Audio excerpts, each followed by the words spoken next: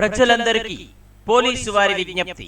సోదర సోదరీమణులారా, పండుగ సెలవుల్లో మీరు ఎక్కడికైనా కుటుంబంతో సహా వెళ్లేటప్పుడు మీ ఇంటిలో ఉన్నటువంటి విలువైన వస్తువులు, బంగారం, డబ్బును భద్రపరచుకొని చుట్టుపక్కల వారికి తెలియజేసి, అదే విధముగా సంబంధిత పోలీస్ స్టేషన్ లో కూడా తెలియజేసి వెళ్లవలసిందిగా విజ్ఞప్తి చేయుచున్నాము.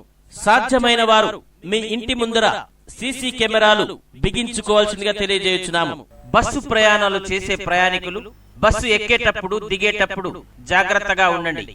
మీ విలువైన వస్తువులు, డబ్బు, బంగారం, పర్సులు జాగ్రత్త చేసుకోండి.